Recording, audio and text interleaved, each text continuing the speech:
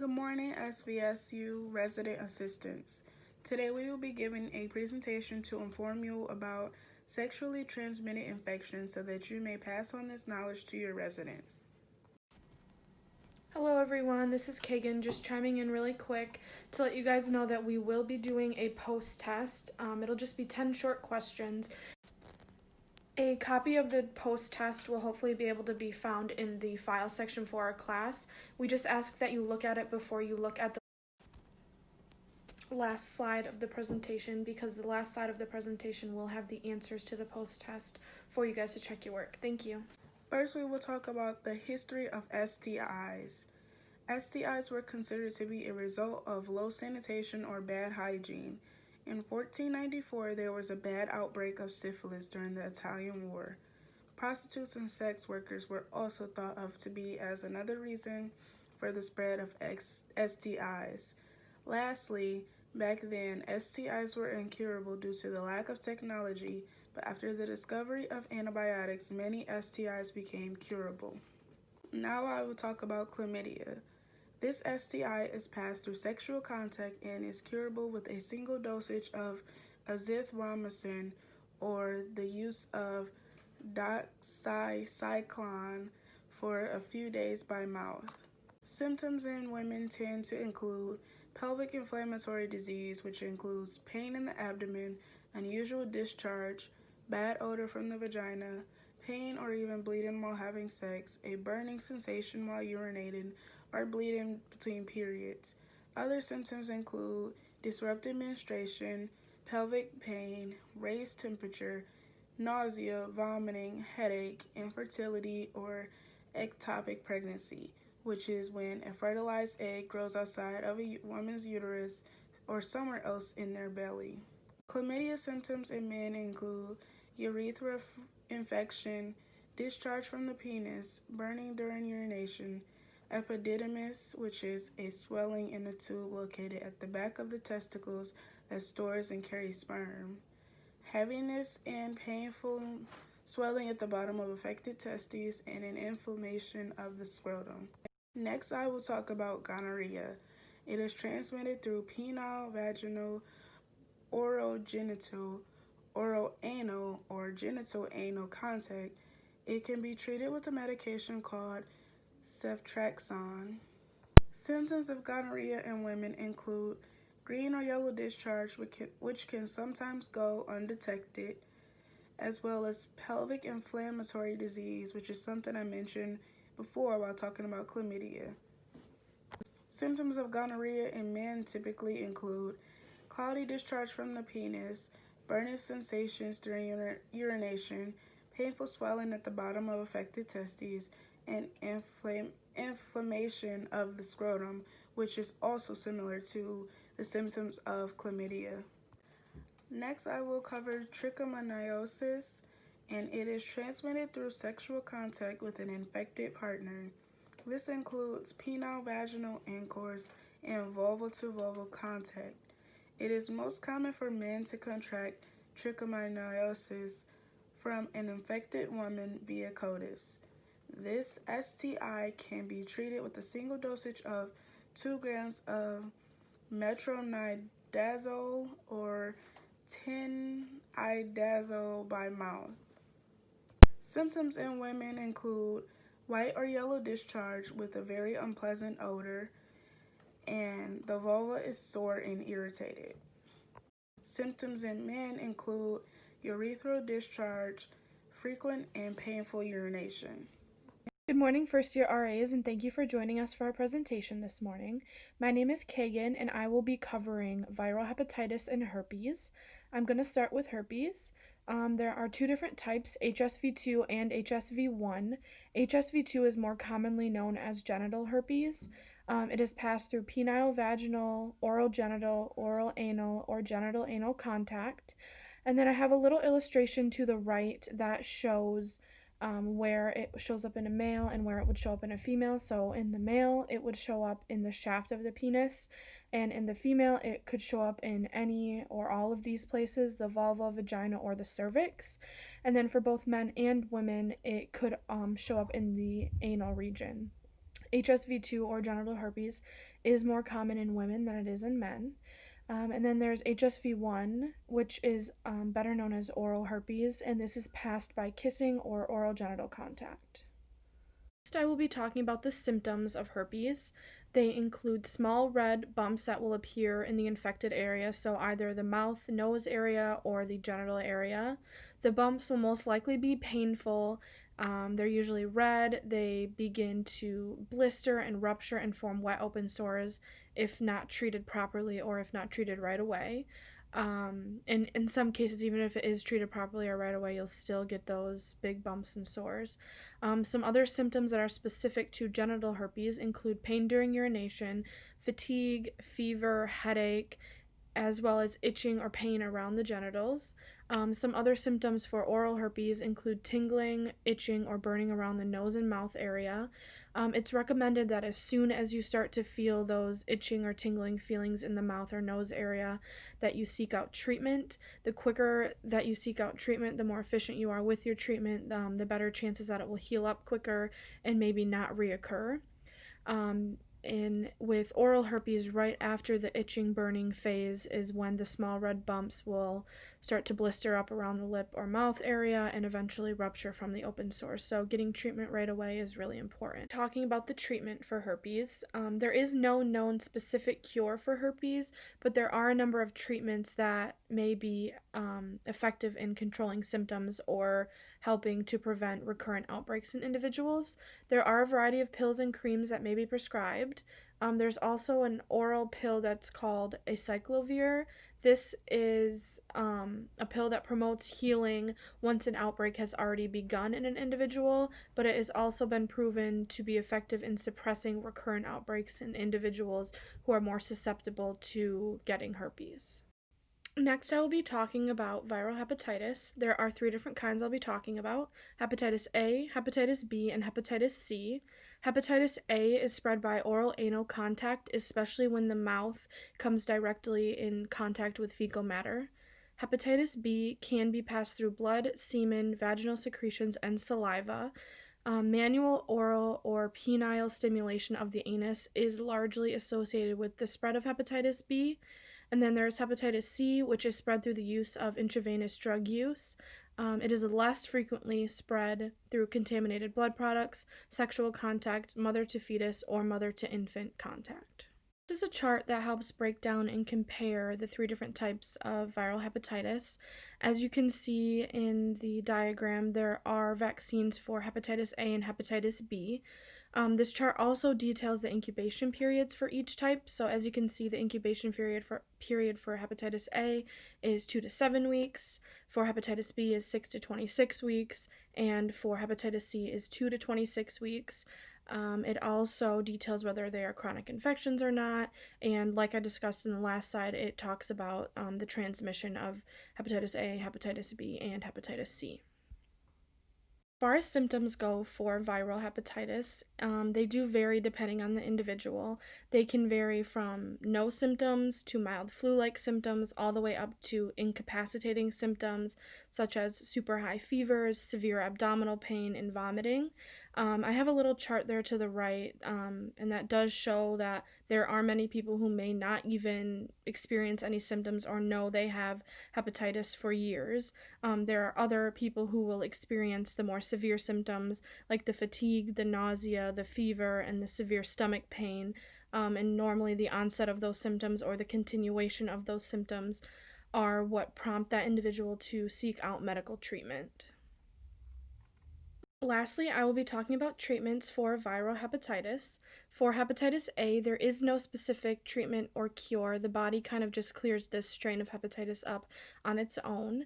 As far as for hepatitis B and C, there is a drug called pegylated interferon alpha, which is actually an injection that the individual would have to take for a number of weeks to help begin to clear up the hepatitis B or hepatitis C infection.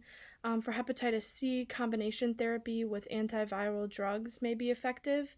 And then for all of the three, hepatitis A, hepatitis B, and hepatitis C, it is recommended normally by healthcare providers that you just get a lot of rest and take in a lot of fluids, just like we would be recommended to do with any other type of flu or sickness.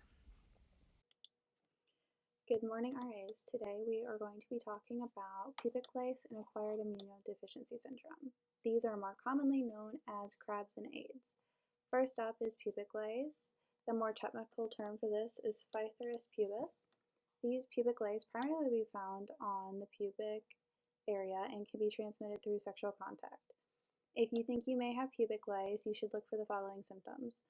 If you are experiencing constant irritation and itching, and it is not going away, that is the most common symptom. Although it is said that you can tolerate such pain of the bite, but if you do believe that you are experiencing the symptoms, the good news is that you can see the pubic lice with the naked eye. So you don't have to necessarily go into the doctors to get described with pubic lice.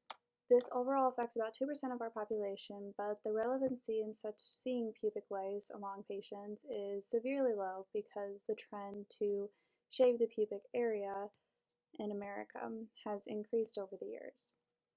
The most common age that they see people with pubic lice coming in is anywhere from 15 to 25 years of age, and the type of people that this affects the most is single along with homeless. And this also can be said for many other sexual transmitted diseases of that age group. The transmission of a person having pubic lice to any other area happens through sexual contact when both pubic areas are brought together. Once pubic lice have their bellies full of blood, they can last about 2 days from the body without having to be constantly on the body. They drop off onto your clothes, bed sheets, sleeping bags, essentially anything that you touch or lay on. So when you do get pubic lice, you need to make sure that you are constantly washing your clothes and putting them in bags so that they are not infecting all other things. Pubic lice sustain life for several days after being on the body, and they're not always transmitted through sexual contact. They can be transmitted if you're laying in the bed of someone who has had crabs, or if you are wearing someone's clothes who has recently had crabs. It doesn't always mean sexual contact. Pubic lice is commonly referred to the pubic hair, but can actually be transmitted through the fingers onto the scalps or armpits. The treatment for pubic lice are both over-the-counter medications that come in the forms of lotions and creams. The treatment should be put on any form of hair on the body, for example, eyebrows, genitalia, armpits, etc. Leave on for a few minutes and then wash it off. The treatment should be continued for around 7 to 10 days, along with washing clothes and bed sheets. But if you're experiencing a freshman coming to you with these symptoms, you should always recommend that they go to the doctor, even though they don't have to, but if they are seeing it, they need to get medicine in order to treat it. Otherwise, they can be infecting their other dorm suite mates and then having a more consequential issue. Next, we'll be moving on to acquired immunodeficiency. Acquired immunodeficiency syndrome. You may more commonly know as AIDS, which is in reference to the pandemics, as one of the most dangerous diseases of our time. AIDS is an illness in which the virus HIV flows through the bloodstream and overall destroys your immune system, therefore leaving it compromised to infectious diseases. HIV is referred to as a retrovirus due to the fact that they reverse the usual order in which the reproduction system works and infects the corresponding cells. This is referred to as a reverse transcription. What you may not know is there's two different versions of HIV, HIV-1 and HIV-2. HIV is the most common of the HIV viruses, along with the most present HIV in the United States, along with the other countries. HIV-2 is only more common in African countries. But HIV is the most dangerous, rapid-changing disease. It constantly changes and multiplies strands and subtypes. In order to describe AIDS, we will only refer to its infectious buddy that causes it, HIV. HIV was originally thought to have been the product of mosquitoes, monkeys, pigs, and even residents of African countries. It was also thought to be the result of an early testing polio vaccine in Africa, given in the 1950s. But in actuality, the origination of HIV and AIDS actually came from chimpanzees. The origin of HIV came from the virus SIV that lives in chimpanzees and is said to be over 32,000 years old. There is no for sure evidence in which SIV was converted into HIV, but the hypothesis of this is that it got into the American bloodstream due to hunting and handling the meat during food preparation. HIV was said to have originated from the Democratic Republic of Congo in 1920. However, HIV was not correlated with AIDS until the 1980s. 1 million cases of AIDS have been reported in the United States, following around 600,000 deaths since. It was originally diagnosed in 1981, but the amount of people living with HIV is anywhere from 1.2 million to 2. The increase of HIV infections each year. There is no for sure cure for HIV, but there has been continuous efforts in trying to stop the progress of it. The extension of around 35 million people worldwide are infected each year. Nevertheless, in 2013, there was a decrease of 33% of HIV victims. In recent times, there's around 25 million worldwide who have died of AIDS. AIDS is the disease that claims around 2 million lives a year. However, younger generations get more infected than older. Younger generations have multiple sex partners and engage in sexual activity without condoms. The access of condoms to younger people is quite difficult. Teens typically have higher STI rates than any other group, and that correlates with HIV. The United States is about a third of all AIDS cases and is attributed to heterosexual transmissions. Heterosexual contact has been the primary form of HIV transmission in Africa and Asia. In the United States, the Early Response Act to HIV and AIDS was only brought out to single males without children. However, in 2012, President Obama, its advisory council called for the extension of the program to be targeted with women with HIV. HIV is transmitted by higher risk to men to women in comparison to women. The explanation for this is the semen contains higher amounts of HIV than vaginal fluids.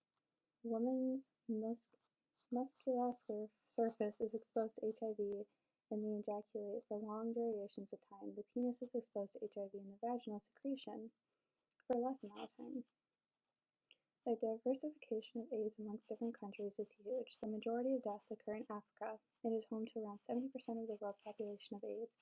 15 million kids a year get orphaned due to AIDS. The transmittance of AIDS is found in one's semen, blood, vaginal secretion, saliva, urine, breast milk of those who are infected with HIV. Blood, semen, and vaginal secretion are the three most common areas that contain high concentrations of the virus.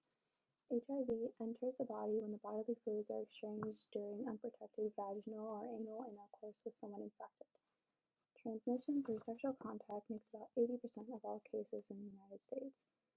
Viruses can be passed through an infected person to her babies during birth or whenever the baby is gaining food through the mouth through breast milk.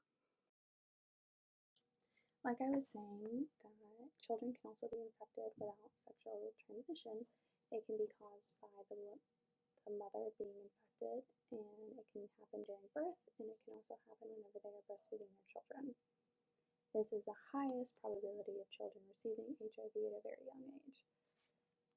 The chances of receiving HIV through sexual contact amount to the viral dose and the route of exposure. Viral load is the amount of virus that is located in your bloodstream.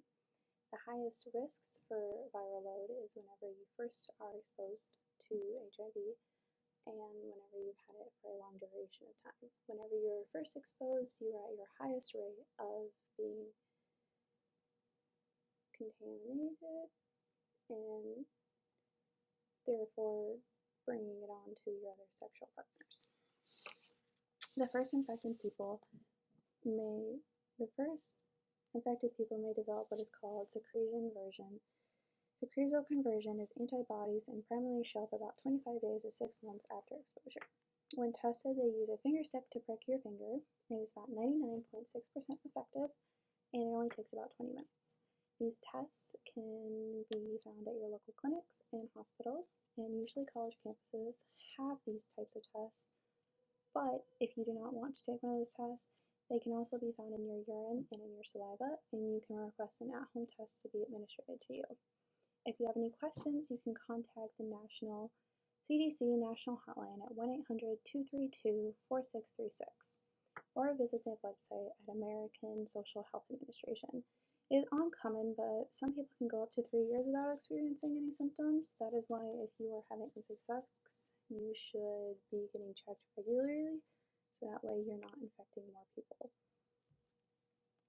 The signs may not be present in you, but you are still highly contagious if you have been exposed. It is estimated that about 20 to 25% of all Americans can go many years without not even knowing that they are infected. Once someone is diagnosed with AIDS, it can cause them to be more susceptible to tuberculosis, and tuberculosis is one of the most common symptoms that can develop after being exposed to AIDS. Pneumonia can cause overgrowth of the protozoan, and pneumonia secretions carnia, which grows in the lungs of healthy people. And there can be other types of numerous diseases that can be developed during or after you have received AIDS, because AIDS is an immunodeficiency syndrome, so it compromises your immune system and makes you more susceptible to any type of illness or disease, and it can even make you more susceptible to cancers. And Kaposia sarcoma is a common cancer that is found in males who have been exposed to AIDS, and it affects the skin and internal organs and the liver. AIDS kills so many people every year. That is why if you are not having protective sex, you should be getting checked regularly, not just for you, but also for your other sexual counterparts. But if someone comes to you, a freshman, saying that they are having a protective sex and they think that they should be tested, you should refer them to a clinic nearby or give them the phone number to call the hotline so that they can be tested, because it is never anything bad to be tested. Later on, Macy will be talking about treatment and prevention measures in order to prevent catching. Good morning, first year resident assistants of Saginaw Valley. My name is Macy, and this morning I will be discussing treatment and prevention of AIDS. Currently, there is no existing cure for AIDS. However, scientists worldwide are putting in an endless amount of effort to ultimately find a cure for this horrific disease.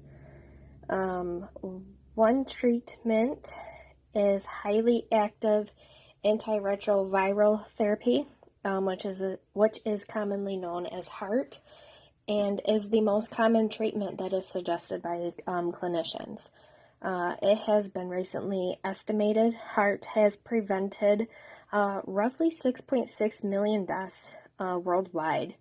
When properly administered, studies have demonstrated HAART to be an effective treatment for AIDS.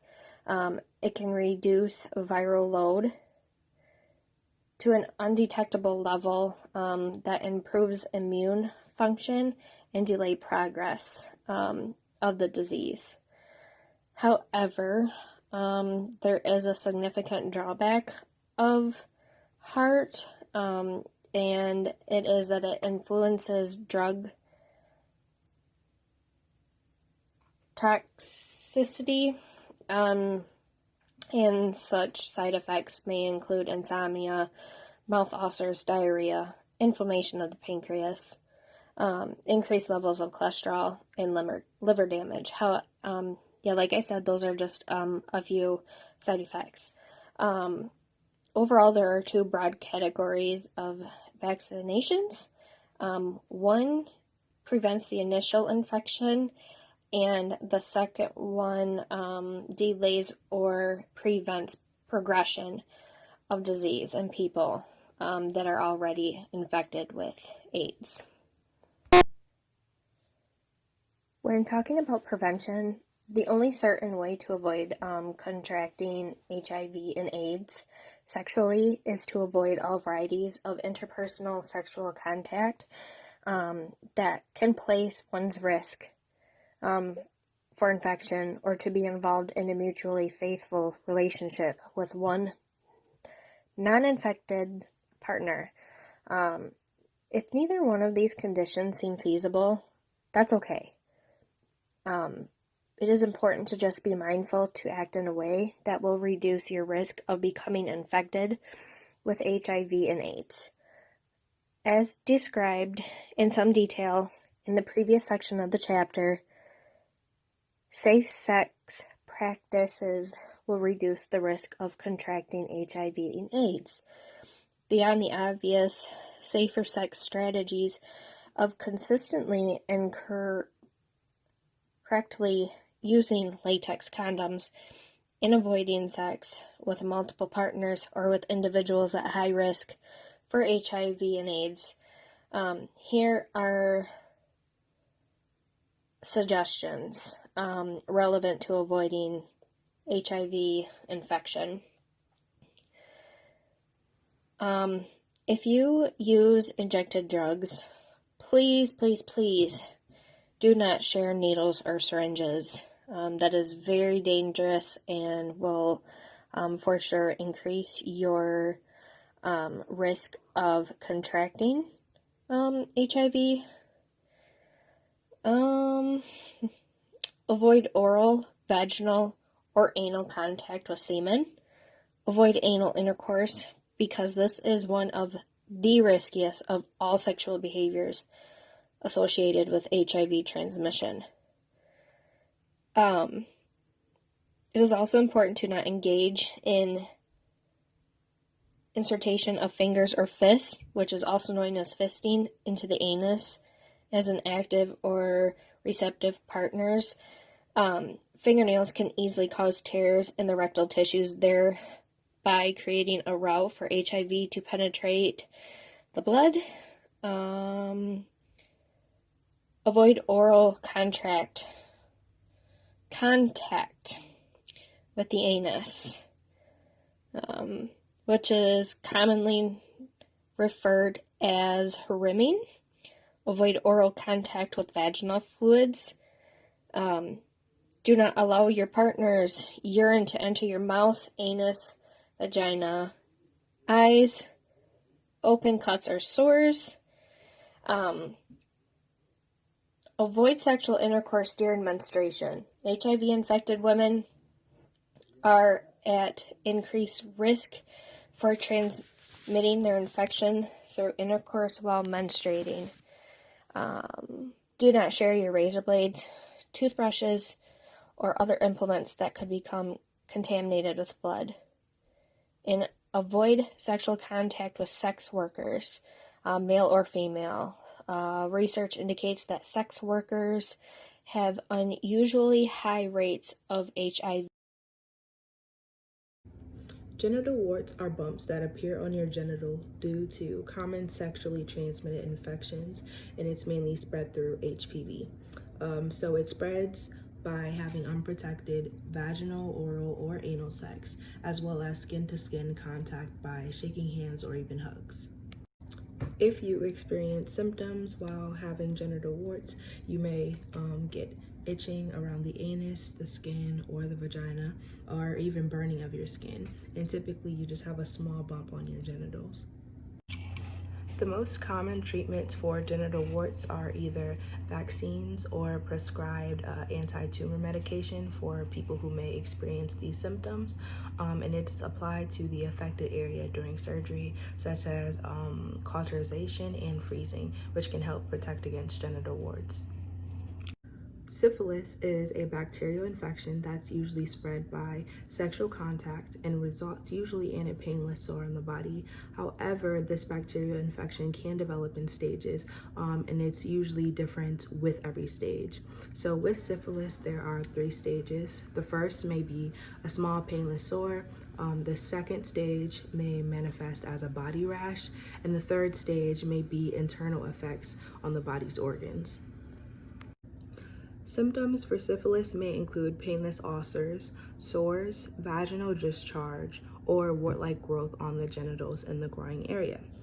They also may experience rashes, small bumps or ulcers with fatigue, itching, mouth ulcer, rash on the palms and soles, a sore throat, swollen lymph nodes, weight loss, or rectal lining inflammation.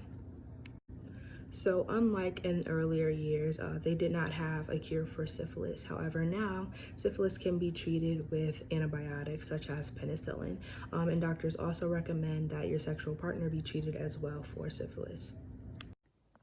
Hello, residence assistants at SVSU. My name is Sierra, and today I'll be talking about yeast infections, bacterial vaginosis, and scabies. So when your residents have questions, you will have the answers. So to begin is yeast infections, and the scientific name is candidiasis, and this is an inflammatory infection in the vagina that is caused by yeast-like fungus. And this yeast-like fungus is called Candida albicans, and it's actually a normal bacteria that grows in the vagina. However, the issue starts when it becomes overgrown. And this can actually happen in men and women. I know we hear most about it in women, however, it can happen in men. 70 to 75% of women will have one or more yeast infections in their lifetime, and that makes it the second most common vaginal infection in North America. Okay, so you might be wondering how someone would get a yeast infection, and it can actually be as simple as just wiping from back to front or wearing a menstrual pad. Anything that increases the amount of sugar in the vagina or decreases the amount of lactobacilli, which is the healthy bacteria in the vagina. So sexual intercourse, oral contraceptives, spermicide jellies, and when you have diabetes or pregnancy, you are actually more prone to getting a yeast infection. Okay, so next are the symptoms, and in women, oftentimes it's a white and clumpy discharge, almost cottage cheese-like, and an itchy or sore vulva tissue or vaginal tissue, and then red or dry vulva tissue. And the vulva is the outside, the exterior, and the vagina is the interior. So typically the outside is more irritated. And in men, it's an itchy red or dry penis, and it can cause burning while you're peeing. But a lot of times in men, they're asymptomatic and they show no symptoms of having a yeast infection. Okay, and treatment of a yeast infection. So a yeast infection is a fungal infection, so your doctor is going to prescribe an antifungal medication, such as a cream or an oral medication, and that's in both men and women. The cream is for the exterior, such as the vulva or the penis, and then an oral medication, obviously you take by mouth.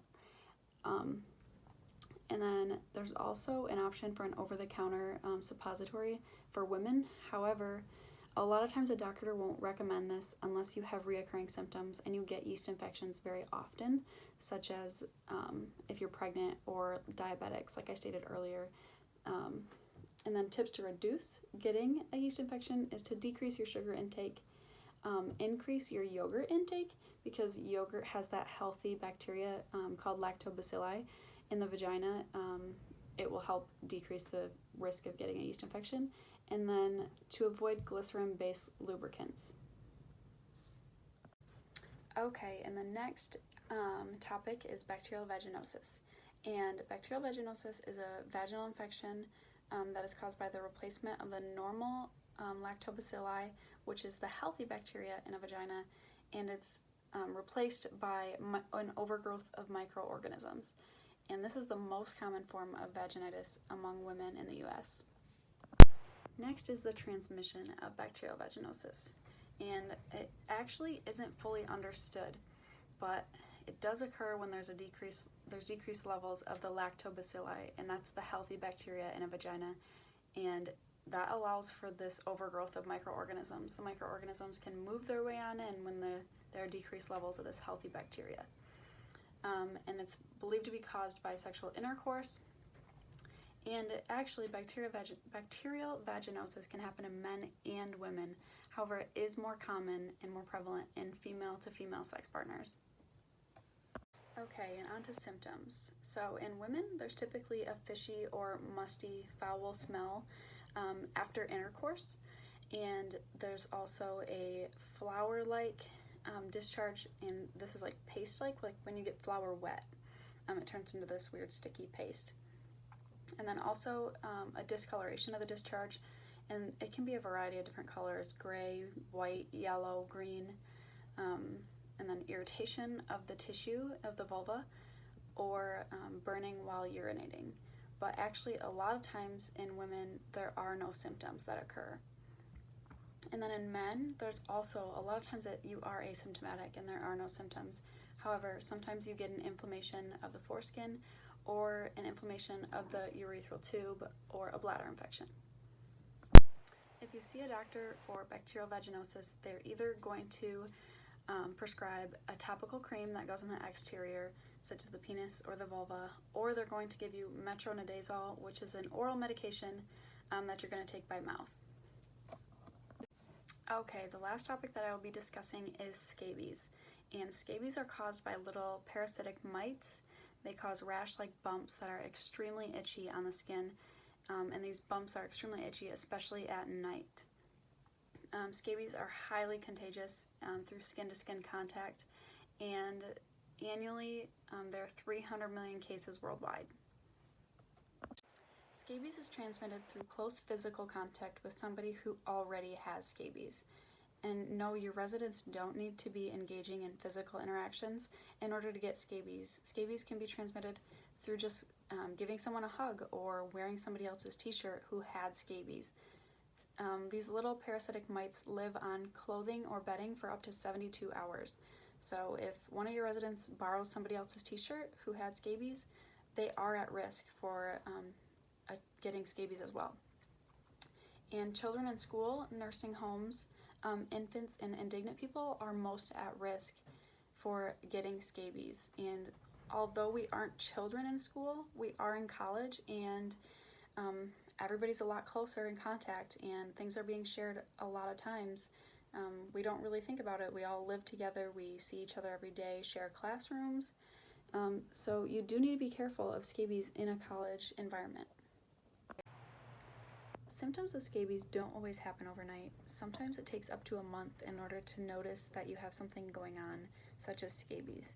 And this is because a female mite lays eggs that don't hatch for 10 to 20 days. So if one of your residents borrows another resident's shirt and it just had an egg on it, it could take up to 20 days for that egg to hatch. But when it does hatch, it'll cause small pimple-like bumps or a red rash that is extremely itchy, especially at night. To treat scabies, you're going to go to the doctors, and they are going to give you a topical cream that you're only going to need to apply once, but you're going to apply it from your neck all the way to your toes. And you're going to leave it on for 8 hours and then wash it off. And you only need to do that one time.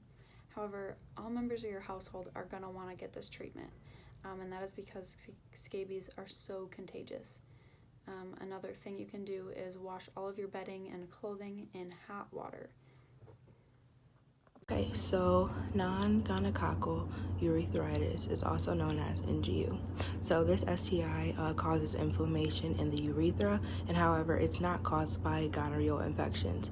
So with this, this infection is classified into two categories, which is non-gonococcal, meaning that it is not caused by gonorrhea, and gonococcal, meaning that it is caused by gonorrhea.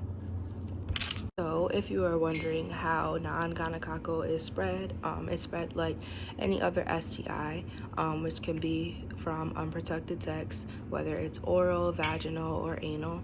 And this STI can mainly be caught from having chlamydia beforehand, if you have sex with a carrier that has NGU.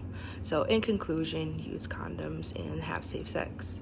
So dealing with NGU, symptoms do differ in men and women. So for men, they usually have discharge from the penis or the pineal gland, burning or pain when urinating, itching, irritation, or tenderness in the penis, and sometimes people with NGU may notice that they have underwear stains.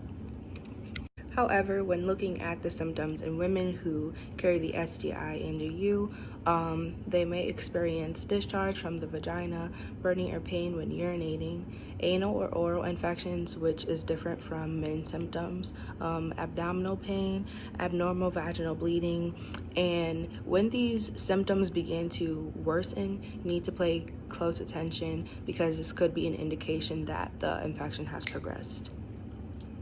So the most commonly used antibiotics to treat non-gonococcal is doxycycline, cetitriaxone, and azithromycin. And these are basically antibiotics that are used mainly because they tend to subside the symptoms and or cure most cases of NGU. Hello, RAs, it's Kagan again. Just wanted to give some closing remarks from us as a group. Overall, we just wanted to say that the best way to prevent STIs is to have safe, protected sex, to get tested often, and to not engage in any sexual activities while under the influence of drugs or alcohol. If an individual believes they have contracted an STI or they are experiencing symptoms from any of the STIs discussed in this presentation, the best thing to do and the right thing to do is to visit a clinic or a doctor right away to get diagnosed and to begin the treatment plan. It's never a good idea to have it in the back of your mind that the STI will just cure itself. It's always very important to seek medical attention. Alright, on this slide are the answers to the post-test that was discussed in the beginning that will be able to be found in the files section.